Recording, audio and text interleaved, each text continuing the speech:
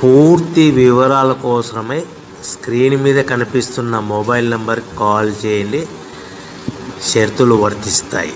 So మీరు చూస్తున్న ఈ machine semi automatic hydraulic full sheet joint sheet buffet plate making machine.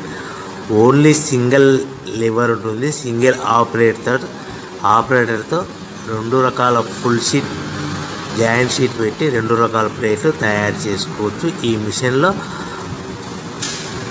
12 ఇంచుల buffet plate కానీ 14 ఇంచుల బఫే ప్లేట్ ఎక్స్ట్రా డైలు కొనుక్కొని మార్చుకొని 2 రకాల ప్లేట్లు తయారు చేసుకోవచ్చని మీకు అందరికీ తెలియజేస్తున్నాను. ఈ మిషన్కి వచ్చే 2 HP మోటార్ను ఇంటి కరెంటు కాకుండా దీనికి సపరేట్గా కమర్షియల్ కేటగిరీ 2 మీటర్ ఫిట్ చేసుకోవాల్సిందిగా మీకు అందరికీ తెలియజేస్తున్నాను.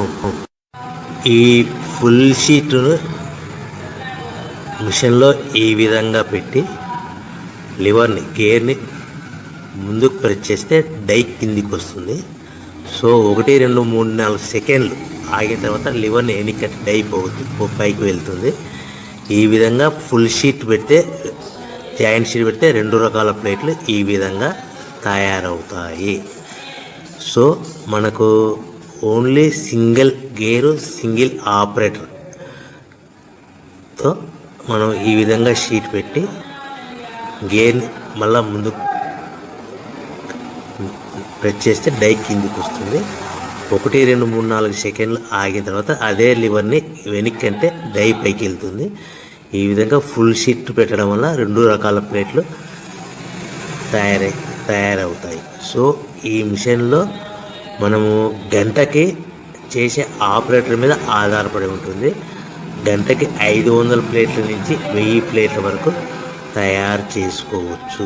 ఈ మిషన్లో ఫుల్ షీట్ జాయింట్ షీట్ పెడితే 2 రకాల బఫే ప్లేట్లు తయారు చేసుకోవచ్చు. మనం ఎలాంటి 12 ఇంచుల బఫే ప్లేట్లు కానీ లేదు అంటే 14 ఇంచుల బఫే ప్లేట్లు ఎక్స్ట్రా డై కొనుక్కొని మనం 2 రకాల ప్లేట్లు తయారు చేసుకోవచ్చు. 12 ఇంచుల బఫే ప్లేట్లు లేదు అంటే 14 ఇంచుల బఫే ప్లేట్లు ఎక్స్ట్రా డై కొనుక్కొని మనం ప్లేట్లు తయారు చేసుకోవచ్చు. కానీ ఈ మిషన్లో ఎలాంటి టిఫిన్ ప్లేట్లని, స్నాక్స్ ప్లేట్స్ అని, డోనా కప్పులని, టీ కప్పులని తయారు చేసుకోలేము.